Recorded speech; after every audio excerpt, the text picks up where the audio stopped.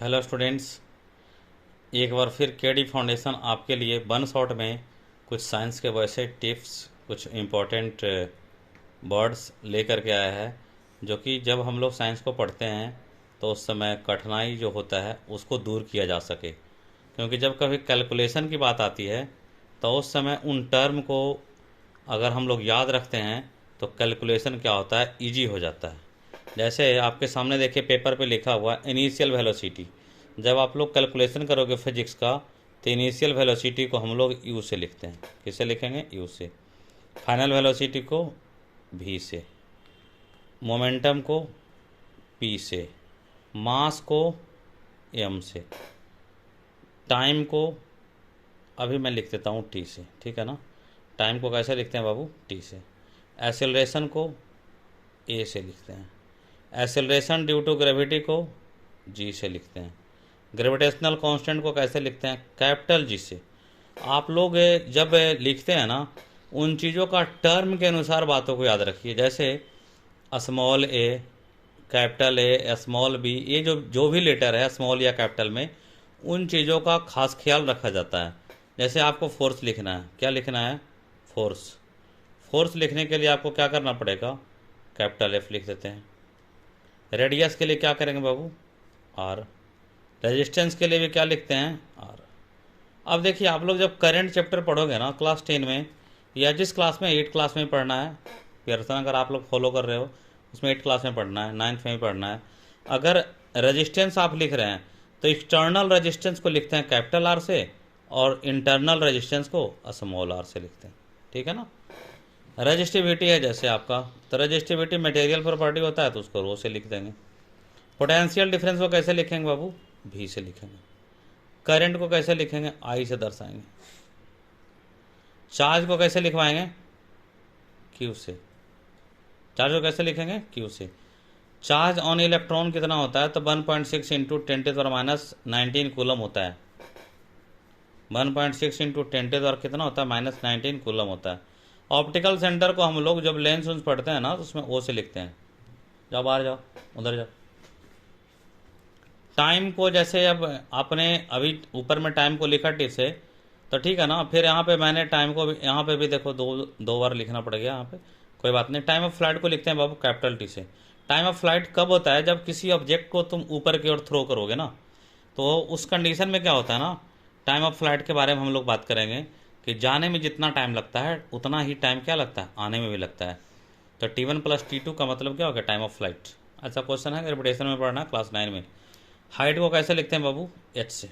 Maximum height का question आते हैं वैसे। मैक्सिमम हाइट तो एच मैक्स लिख देंगे। क्या लिख देंगे बाबू? H max. अब जब हम लोग साइंस को पढ़ते हैं उस कंडीशन में कुछ फिगर्स आपके सामने आते हैं। जैसे जब सेल का फिगर बनाना हो, एनिमल सेल का फिगर बनाना हो तो ऐसे लिख देंगे। एनिमल सेल का फिगर बनाना तो गोलाकार बना देंगे राउंड शेप में। प्लांट सेल का बनाना हो तो कोशिश करते हैं ना क्या, हम लोग रेक्टेंगल को बना देंगे। किसको बना देंगे? रेक्टेंगल को बना देंगे। ओके, ठीक है ना। जैसे मान लीजिए आपको न्यूरॉन का फिगर बनाना, कुछ नहीं सोचना है। देखिए फिंगर को आप देखते रहिए, फिंगर को देखिए, फिंगर को, ठीक है ना।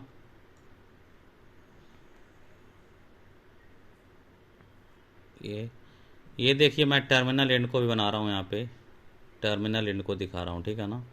यहाँ पे क्या है बाबू? तो न्यूक्लियस है। यहाँ पे देखो डेंड्राइट, अभी जो फिगर बना रहा हूँ पतला पतला, वो हर जगह देखो लगा हुआ है। क्या? डेंड्राइट लगा हुआ है। डेंड्राइट का क्या काम है बाबू? मैसेज को रिसीव किया जाता है इसके द्वारा। क्या किया जाता है? मैसेज को रिसीव। इसका नाम बाबू क्या है? डेंड्राइट। क्या है? डेंड्राइट। दिख नहीं रहा होगा मुझे लग रहा है ना। चलो मैं फिर से लिख रहा हूँ, डेंड्राइट। इसको बोलते हैं बाबू एक्सॉन। क्या बोलते हैं? AXON। इसको बोलते हैं टर्मिनल एंड। Terminal and. इस वाले जो ये जो बॉडी है ना, ये बॉडी मीन्स से सेंटर यहाँ पे जहाँ पे आपका न्यूक्लियस है, इस एरिया को बोलते हैं बाबू साइटोन। इसको क्या बोलेंगे हम लोग? साइटोन, ठीक है ना।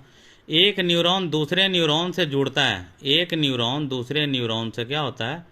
जुड़ता है। कैसे जुड़ेगा देखो, किसके मदद से जुड़ेगा? तो डेंड्राइट इसमें भी होगा, यहाँ पे क्या होता है ना बाबू, साइनेप्स होता है। क्या होता है? साइनेप्स। यहाँ पे केमिकल भरा होता है, इस एरिया को बोलते हैं साइनेप्स। क्या बोलते हैं? साइनेप्स। यहाँ पे केमिकल भरा होता है। यहाँ पे क्या भरा होता है? केमिकल। मैसेज, जैसे मैसेज को रिसीव किया डेंड्राइट, यहाँ से मैसेज आया बॉडी के पास, साइटोन बॉडी के पास, यहाँ से गया एक्सॉन के पास, एक्सॉन से टर्मिनल एंड, फिर यहाँ पे साइनेप्स, उसके बाद दूसरे डेंड्राइट रिसीव किए, फिर उसके साइटोन बॉडी में गया, फिर इसके टर्मिनल एंड से आपके ब्रेन तक क्या होता है? मैसेज पहुँचता है। कभी कभी जब आप लोग करंट को पढ़ोगे ना, तो उसमें सेल का फिगर आता है बनाने के लिए, सेल का। तो बाबू अगर इस तरीके का है ना स्ट्रक्चर, तो इसे क्या बोलते हैं? सेल। क्या बोलते हैं? सेल। आप लोग पढ़े होंगे combination of cell is called battery. इसे क्या बोलते हैं बाबू? देखो इसमें 2 सेल का बना हुआ है। कितने सेल लगे हुए हैं? 2 सेल। बड़े वाले जो लाइन है उसे बोलते हैं पॉजिटिव टर्मिनल, और स्मॉल वाले को बोलते हैं निगेटिव टर्मिनल। इसे हम लोगों ने क्या बोला? बैटरी। इसे हम लोगों ने क्या बोल दिया? सेल। ठीक है ना। सपोज मान लो आपके पास 10th क्लास का ही जो चीज़ है, जैसे मान लो कि आपको डाइजेस्टिव सिस्टम को पढ़ना है, तो सबसे पहले फिगर का तो जानकारी आपको रखना ही पड़ेगा। फिगर के जानकारी के लिए देखिए, कुछ नहीं, हड़बड़ाने की ज़रूरत नहीं है। फिगर आप बनाने का सीखिए। बनाने को जब सीखोगे ना, फिगर बहुत आसान से फिगर बनता है। आप उस तरीके देखिए, बन गया बाबू। ये सबसे आसान फिगर है, इससे आसान आपको किताब में भी नहीं मिलेगा। ठीक है ना। इस तरीके से अब देखिए, ये क्या है? ये आपका क्या है? उसमें आपका माउथ है। ये क्या है? माउथ। इस पाइप का नाम क्या है? फूड पाइप नाम है बाबू। इसका नाम क्या है? Food pipe. ये क्या हो गया? तो स्टोमेच हो गया।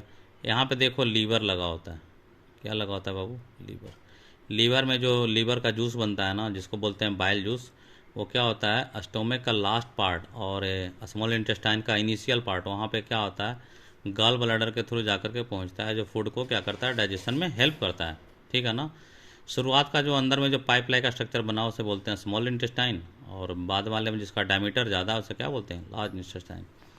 ठीक है ना। उसी तरीके से आपको जो भी फिगर है उसका आप लोग क्या करोगे? प्रैक्टिस करोगे। जैसे मान लो आपको फिगर बनाना है किसका? नेफ्रॉन का फिगर बनाना है। किसका फिगर बनाना है बाबू? नेफ्रॉन का। कुछ नहीं करना है आपको, बस केवल आप देखते जाइए, तुरंत बन जाएगा। देखिए, ठीक है ना। इस तरीके से फिगर बन गया। आसान फिगर। आप जब कहीं बाहर जब जाओगे ना पढ़ने के लिए, रटे रटाए तोता की तरह पढ़ने वाली मैटर नहीं है, ये समझने का है, ये साइंस है बाबू।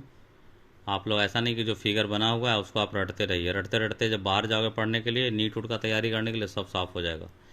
इसका नाम है बाबू बोमेन कैप्सूल। इसका नाम क्या है? Bowman capsule. ठीक है ना।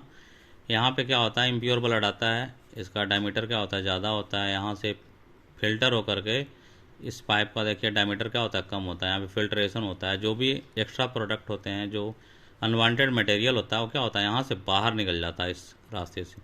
और कलेक्टिंग जो डक्ट है ये वाला, ये क्या है? Collecting duct. ठीक है ना। ये जो आपका नेफ्रॉन कहाँ पे होता है? तो किडनी के अंदर होता है बाबू। किडनी ये एक्चुअल में है क्या? अपने बॉडी में 2 किडनी है जो बैक साइड में लगा हुआ है। कितना किडनी है? हर इंसान के पास 2 ही किडनी होता है, बैक साइड में लगा हुआ है। ठीक है ना। 2 किडनी है। के फॉर किडनी, के फॉर कमलेश्वर मत समझना, के फॉर के क्या होता है? किडनी।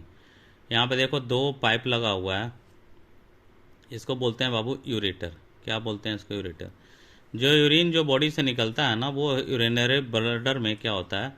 यूरिनरी ब्लडर में, इसका नाम क्या है बाबू? Urinary bladder. उसमें क्या होता है? कलेक्ट हो जाता है, और फिर उसको यूरेथ्रा के थ्रू क्या होता है? बाहर हो जाता है। ओके स्टूडेंट्स, इस तरीके से मेरी ये कोशिश थी कि आपको 1 शॉर्ट वीडियो में कुछ वैसा चीज़ दिया जाए जो कि छुट्टियों के दिनों में आप उसको देख सकें और आप तरोताज़ा हो सकें। Okay students, thank you.